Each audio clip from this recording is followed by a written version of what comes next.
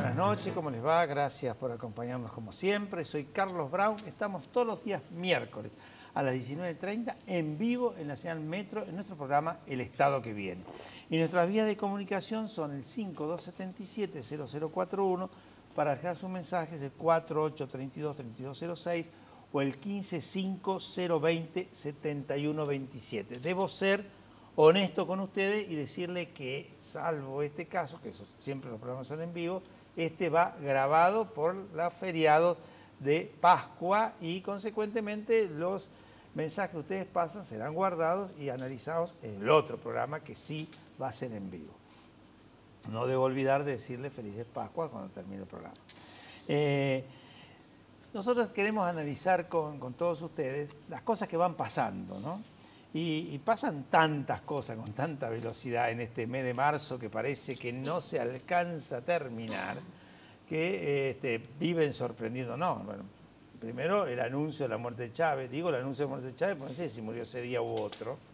Después la manifestación del Papa diciendo de que renuncia y la elección de un Papa argentino, una sorpresa para todos, no porque Bergoglio no se lo mereciera, sino por su edad, que pensábamos que a lo mejor iba a ser dificultoso. No, allí estaba el Papa. En las cosas que sucedieron las primeras 48, 72 horas, donde hubo una reacción brutalmente adversa del gobierno, con manifestaciones, yo la viví en la Cámara de Diputados de la Nación, diciendo, es de la dictadura. Una cosa, pero que uno la miraba y no podía creer semejante manifestaciones. Bueno, lo de Berbinsky, lo de González, la presidenta mandando un mensaje de salutación que parecía más que habían elegido al Papa de Afganistán que de la Argentina. Una cosa realmente increíble. Pero después el gambito, inmediatamente dijeron, no, esto es un error, grave error el que estamos cometiendo y ahora son más papistas que el Papa. Ese viejo dicho tan verdadero en estas circunstancias. No está mal, a mí no me parece mal que hayan reconocido el valor de Bergoglio, que se ha dado cuenta, Eve Bonafini, yo no lo sabía, no sabía que usted andaba por las villas. Increíble, una dirigente nacional, está hablando el arzobispo de Buenos Aires, el cardenal primado de la Argentina, durante años, y que su actividad era conocida, no digo por todo el mundo, pero sí por una cantidad muy importante de gente, particularmente de todos aquellos que tienen alguna actuación pública. Don Francisco, yo no sabía que usted era así, y ahora que lo sé, ahora que he conocido estas cosas, lo amo. Impresionante, impresionante. Pero bueno, dejemos estas cuestiones porque hay cosas mucho más graves, la economía, el dólar, la inseguridad, cosas que el gobierno decididamente no controla, ninguna de las dos, y que trata de repetir esquemas brutales. Brutalmente equivocado, el de la economía, pretender frenar los precios cuando el primero que influye sobre los precios es el gobierno, porque es el que aumenta los impuestos a través de los gobiernos provinciales, municipales, porque no le da plata, a través de todas las disposiciones que está usando, la maquinita, girando en forma descomedida, y dice, no, o Moreno llamando y diciendo, quiero el dólar a 6 pesos. Es un emperador. Es una cosa extraordinaria, no se ha visto nunca, jamás una cuestión así. Por supuesto, la respuesta es todo al revés, todo al revés.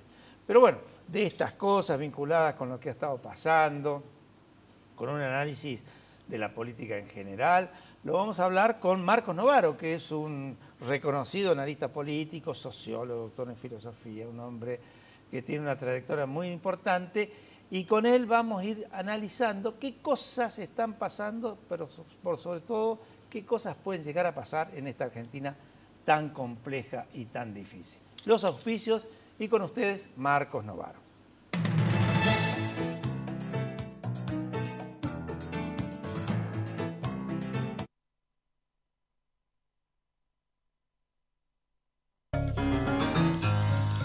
La fuerza del campo está en el trabajo de su gente y la fuerza del trabajador está en la UATRE. Movimiento Productivo Argentino. Producir más, distribuir mejor. IPCBA, Instituto de Promoción de la Carne Vacuna Argentina. El trabajo diario de miles de argentinos, sumado a la inversión constante en tecnologías de punta, hacen de la producción y exportación de cereales y productos oleaginosos la mayor fuente genuina de divisas, contribuyendo significativamente al crecimiento de nuestro país. Una vez al mes, tocate las lolas. Además de traer suerte, previene el cáncer. Y también, una vez al año, visita a tu ginecólogo para hacerte los controles. No dejes de hacerlo. Acordate, una vez al mes, una vez al año. Ospose Integral, compromiso médico. Una vez un municipio soñó con tener salud y construyó 15 hospitales, 40 centros de salud y el polo sanitario más importante del país. Un municipio que soñó con tener más y mejor seguridad y creó y puso en marcha 3 centros de control de operaciones. Controles que monitorean 200 cámaras apoyados por 50 móviles policiales exclusivos del y para el municipio. Soñó con tener una infraestructura para toda la vida y construyó un nuevo palacio municipal de última tecnología y edificó un nuevo consejo deliberante. Había una vez un municipio que soñó con mejorar la calidad de vida de su gente y construyó casas que conforman 18 complejos habitacionales de primera calidad y puso en funcionamiento un polideportivo. Un municipio que soñó. Y juntos lo hicimos realidad. Más Malvinas, más Argentina. Malvinas Argentinas, el municipio. Gobierno de Jesús Cariglino. La educación es el eje principal de las acciones de responsabilidad social corporativa de Santander Río. A través de su programa Universidades, el banco apoya a la educación superior pública y privada. Auspicia este programa LAN, el encanto de volar.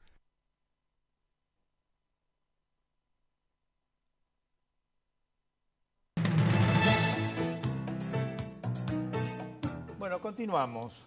Marcos Novaro, ¿cómo te va? ¿Qué tal? ¿Cómo estás vos? Bien, muy bien. Vos sabés que estaba mirando un montón de notas que has escrito, artículos que te han realizado, Humanismo y Catolicismo en la Interna Peronista, es el último 18 de marzo, el discurso que celebró la década ganada. Vos sabés que en el Movimiento Productivo estamos haciendo un ciclo, al cual vas a ser invitado, donde hablamos de la década perdida, o sea, la contra de lo planteado por la presidenta, lo contrario, ¿no? Y después la presentación del libro que escribiste con Eduardo Levi, sí, que es la trama del kirchnerismo y sus promesas incumplidas. Bueno, aquí aparecen un montón de cosas, pero vayamos al último, Humanismo y Catolicismo en la Interna Peronista. ¿Cómo es? Bueno, está referido un poco a lo que vos hablabas en la presentación del programa, ¿no? El debate que se ha desatado en distintos planos, en el plano de los derechos humanos, del relato sobre la historia reciente, en el plano de la relación entre catolicismo y política, sobre la posición que la Iglesia y el Estado tienen en relación a una cantidad de derechos que están en discusión en la Argentina, derechos civiles, derechos individuales, y la disputa sobre el poder, digamos, ¿no? ¿Quién tiene el poder en Argentina? Y en la relación entre Argentina y el mundo. Entonces me parece que todos esos planos están en tensión en esta el desesperado intento del gobierno de apropiarse de Bergoglio, del Papa Francisco, digamos. También el no menor, digamos, intento de apropiárselo desde sectores de la oposición. Y lo que está sucediendo en la religiosidad argentina. Por allí, ¿no? Si me permitís, con un poco más de franqueza, porque hay, no todos los sectores de la oposición, pero hay algunos sectores de la oposición que han mantenido con Bergoglio, cardenal y arzobispo de Buenos Aires, una excelente relación y han estado, digamos, de acuerdo en lo que él plantea, algunos sectores de la oposición. Así que ahí no hay tanto oportunismo, digamos. No, es cierto, hay tal vez sí más continuidad, digamos, en una relación pero de todos modos, digamos, la pretensión de hacer de Bergoglio un gran actor de la política argentina, me parece que puede ser, digamos, una especie de sobreactuación, ¿no? Yo estoy totalmente de acuerdo. Me parece que el Papa, déjalo ahí. Hay ciertas cosas, además, que han ido cambiando en la política argentina a lo largo de las décadas, cierto espíritu más laico, digamos, y de separación entre temas religiosos y temas políticos, que me parece que son irreversibles. El kirchnerismo en algunas cosas sobreactuó eso, digamos, ¿no? O sea, al plantear que la Iglesia no tenía por qué hablar, por ejemplo, de pobreza, ¿no? No tienen por qué opinar, porque si opinan están haciendo el juego de la oposición. Fernández decía, a nadie le importa lo que diga el episcopado. Exactamente. Papa. Ese tipo de... Y ahora viajó a Roma. Claro. Ese tipo de sobreactuaciones, y ahora sí importa, ¿no? Porque no pueden ignorarlo. Sí. Entonces, me parece que sin duda llevaron a conflictos entre las dos esferas que no son buenos, pero me da la impresión de que tampoco es que la relación entre religión y política va a volver a ser lo que fue en los años 60 o en los años 50, ¿no? Recordemos que el peronismo en su origen, vos lo sabés muy bien, tuvo tanto una relación, digamos, de comunión con la Iglesia Católica como de disputa casi a muerte, digamos, al final... entre el 54 y el 55, esa fue una guerra brutal. Una guerra casi mortal. Entonces, creo que esas cosas no van a repetirse, y gracias a Dios que no se van a repetir. Me parece que sí lo que está en discusión y es más interesante es esta cuestión de los derechos, digamos, de cuáles son los derechos que el país, el Estado argentino tiene que defender, dónde empiezan y dónde terminan las distintas convicciones religiosas sobre derechos, digamos, ¿no? Porque los hay. Y esto involucra obviamente la discusión sobre aborto, sobre reproducción. Bueno, la reforma del Código Civil y Código Comercial, que el gobierno ha planteado que ha frenado porque está peleada con la Corte, y la Corte es un poco la que va a aparecer como la impulsora de esa reforma, y que ahora no se sabe bien si va a continuar o va a tener algunos cambios, ¿no? Efectivamente.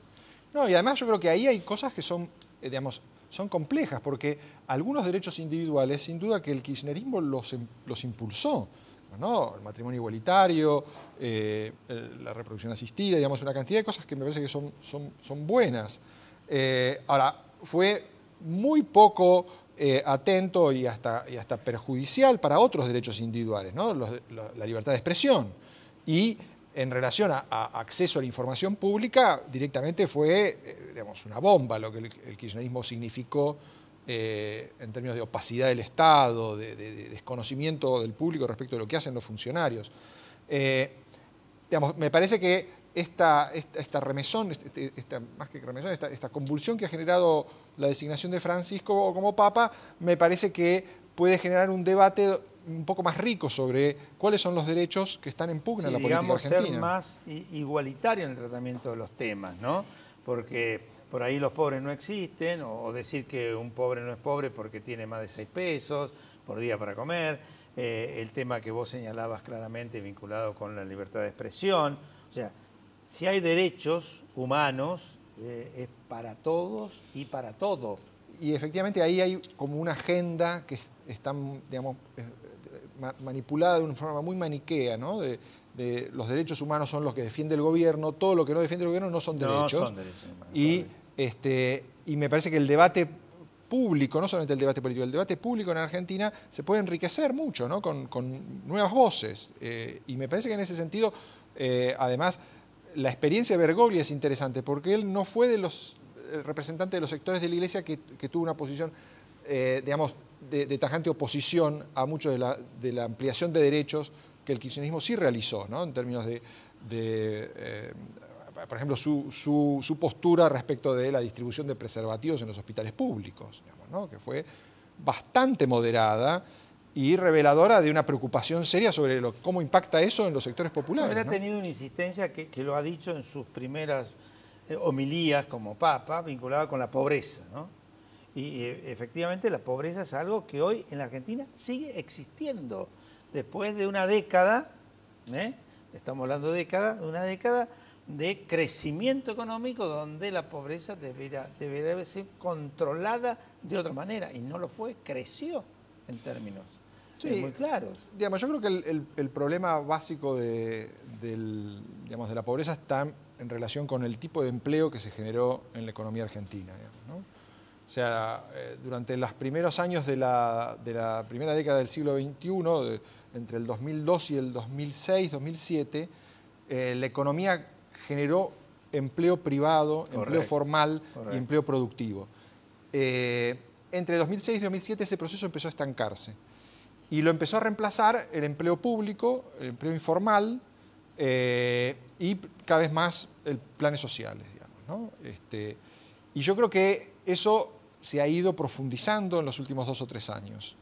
Después del 2010, que hubo sí una recuperación importante de la economía, entre 2011 y 2012 empleo privado formal prácticamente no se generó. Así es. Y en el último año se destruyó empleo. Está estancado en 6 millones de personas aproximadamente y casi 4 de empleo público. Efectivamente, el empleo público hoy por hoy representa el único generador de nuevos contratos. 1 millón de nuevos empleados públicos. Y eso no está en relación con una mayor productividad del sector público, porque uno no está en discusión acá si el Estado tiene que ser grande o chico, sino es que el Estado ha desaparecido en un montón de ámbitos. En primer lugar, la seguridad, después la infraestructura, en los transportes, en todo. El Estado ha desaparecido porque lo único que ves es problemas y una ausencia del Estado, cuando debería estar más presente que nunca, ¿no?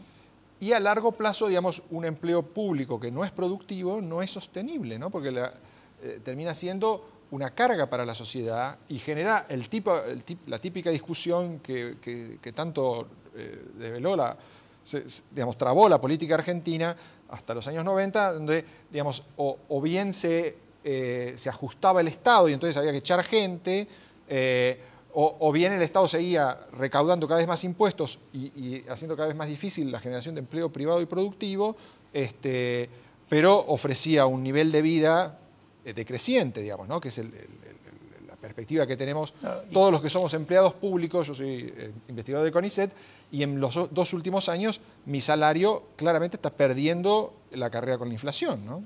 Sí. Fíjate lo que está pasando en el tema relacionado con la inversión, que es la generadora del empleo privado. Se está escapando. Y en algunos de los ámbitos donde había aparecido, como el caso concreto de la minera Vale, que tenía un efecto fuertísimo en Mendoza, pero un efecto muy fuerte en nuestra provincia de Buenos Aires, concretamente en Bahía Blanca, como consecuencia de las medidas económicas y de la corrupción vinculada con algo que han manifestado y que ha salido en todos los medios brasileños, de que le pedían peaje en cada una de las municipalidades y provincias donde tenían que acceder. Se han ido y se pierden más de 8.000 puestos de trabajo. Y la posibilidad de generar exportaciones que a lo largo de los años iban a significar iban a ser un negocio espectacular, una enorme cantidad de recursos, ¿no? para el gobierno. Efectivamente. Esas son cosas que no se terminan y esa insistencia en creer que se puede mandar sobre las reglas de la economía que pueden ser objeto de contralor y de modificaciones, pero no de órdenes. Es muy difícil. No, y yo creo que en relación a lo que vos comentabas recién sobre la década ganada o década perdida, digamos, ¿no? Me parece que Cristina Kirchner lo planteó como una bandera de su gobierno, que la economía creció durante los últimos 10 años más que en las décadas previas, ¿no? Y eso es objetivamente cierto, digamos, ¿no? O sea, Argentina creció. Ahora, en primer lugar, ha dejado de crecer, ¿no? Hace más de un año la economía está estancada y con alta inflación. Y a esto se suman problemas de competitividad, de falta de inversiones y de servicios públicos cada vez más deficientes.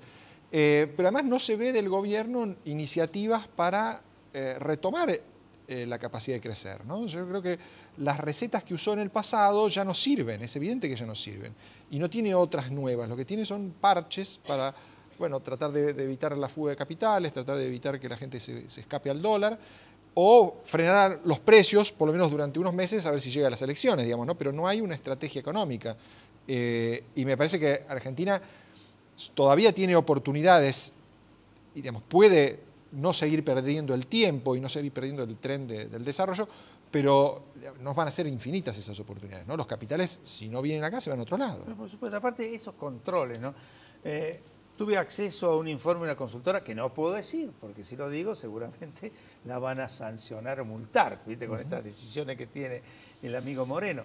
Pero que analiza el tema de los precios congelados, han crecido un 1.6% de acuerdo a esta consultora. O sea, es mentira y puede haber por allí alguna paralización en algún gran supermercado con algún control o que tenga un negocio o un acuerdo con el gobierno por otros lados. Pero andá a los barrios, andá a los pequeños mercados o los pequeños comercios de los barrios y sigue subiendo todo absolutamente, porque es imposible el control sobre la economía cuando se generan, digamos, cosas que dan temor a la gente y dicen, che, compremos porque esto se va a la miércoles. Y entonces es la peor manifestación para que la cosa continúe con mucha fuerza, ¿no? Sí, da la impresión de que han aplicado a todos los bienes lo mismo que aplicaron el año pasado al dólar,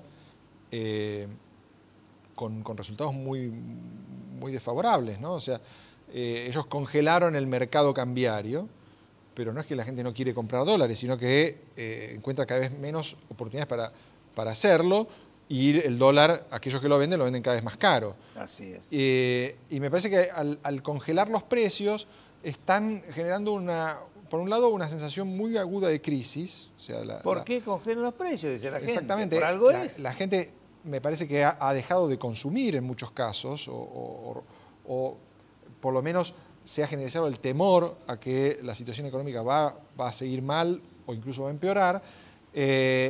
Y al mismo tiempo están estimulando a los empresarios a tratar de acelerar aumentos de precios que temen que después no van a poder hacer, digamos, ¿no? Entonces generan un efecto que es totalmente contrario al que buscan. Por las dudas remarquemos ahora, digamos, ¿no? Porque si no lo hacemos ahora, en cualquier momento nos llega un inspector, nos llega una orden de Moreno y ya no lo vamos a poder hacer. Me parece que el problema es cómo coordinar expectativas positivas. El gobierno no está dando señales que permitan pensar que esto se va a resolver rápido. Más bien da señales contrarias de que esto va a seguir así, y que es el modo en que ellos creen que las cosas al final se van a resolver, y en todo caso van a agregar más de la misma medicina, ¿no? Si ustedes no hacen caso con esto, vamos a hacer más de esta misma medicina. La perspectiva en ese sentido es, me parece, que el estancamiento con inflación va a durar bastante tiempo. Sí, sí. Y es muy difícil que al gobierno le vaya bien en elecciones en octubre. Bueno, ese análisis quería hacerlo, ¿no? vos rápidamente, porque ya se nos está terminando el programa, vinculado. ¿Cuál es tu análisis con relación al tema oposición, el papel que puede llegar a cumplir las elecciones legislativas del 2013, que son definitorias para un proyecto de reforma constitucional y una eventual reelección? Mira, en primer lugar, hasta aquí el ciclo kirchnerista, siempre el voto ha estado muy atado al comportamiento de las variables económicas, más allá de lo que se dice sobre el relato, sobre las campañas, la importancia del discurso y demás. Cuando la economía fue bien, el gobierno ganó, y cuando la economía fue mal o mediocre, no le fue tan bien o perdió, ¿no? Como fue en el 2009, claramente pesó mucho la crisis económica. Me parece que la caída en la popularidad del gobierno ya se observa en prácticamente todas las encuestas, ¿no? Hay una discusión sobre si esa caída es reversible o no, y si supone ya un abandono del gobierno, en una caída de las expectativas con que el gobierno pueda resolver los problemas de aquí en adelante y demás. Pero ya es una señal que Cristina Kirchner perdió prácticamente la mitad de su popularidad en poco más de un año. Ahora, hay que también registrar que no aumentó la popularidad de otros líderes políticos, ¿no? Falta la variante. Ahí la oposición está en falta, y en parte es una señal de déficit de las coaliciones, de las fuerzas políticas, de los líderes de oposición. También es un reflejo de la enorme desproporción de recursos, ¿no? En Argentina, en mayor medida incluso que en el 2009, los recursos de publicidad, de presencia pública, de capacidad de acción política, están fuertemente concentrados en el Estado. Y aquellos que están en el Estado pero tienen una posición no oficialista, incluso siendo del partido de gobierno, son castigados con penuria económica. Scioli, muchos intendentes, sí, sí. ¿no? Peralta en Santa Cruz. Peralta en Santa Cruz. Entonces, hay tal desproporción de recursos que la cancha está muy inclinada, ¿no? O sea, el gobierno es el único que puede hacer anuncios de obra pública, hacer anuncios de aumento de salario, hacer aumento de gasto, de subsidios, etcétera, etcétera, y le deja todas las malas noticias a la oposición. Y entonces la oposición tiene una agenda negativa, digamos, de lo único que habla es de los problemas, y no parece que tener soluciones. Yo creo que el gran desafío de las fuerzas de oposición es tener una agenda positiva pensando en el post-kirchnerismo, pensando en el futuro. Es muy difícil hacerlo en unas condiciones tan desfavorables, pero creo que es lo que la sociedad está esperando, ¿no? Que haya voces que señalen no solamente los problemas que hay, sino cómo pueden tomarse acciones para resolverlos. Fíjate que algunos, sin decir candidaturas, porque no lo pueden hacer, se han lanzado, el caso concreto de Narváez y Margarita Stolbizer, y algún otro más, algunos del PRO, Melconian. Claro. Bueno, ya el apoderado del Partido Justicialista, Landó, ha presentado un pedido ante la justicia de detención de ese tipo de manifestación, con lo cual ellos continúan siendo los únicos que a través de Fútbol para Todos, a través de todos los manejos que hacen, pueden expresar su pensamiento y nadie más puede hacerlo.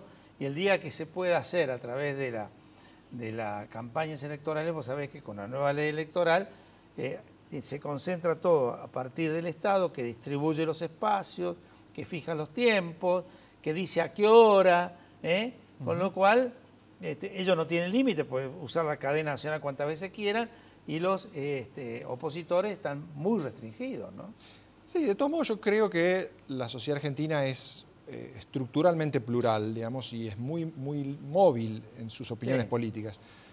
No me da la impresión de que ni siquiera con todos esos recursos del Estado, utilizándolos para imponer su mensaje, digamos, el gobierno pueda ocultar una situación social y económica que no es favorable, ni acallar las voces que señalan que las cosas no andan bien, digamos.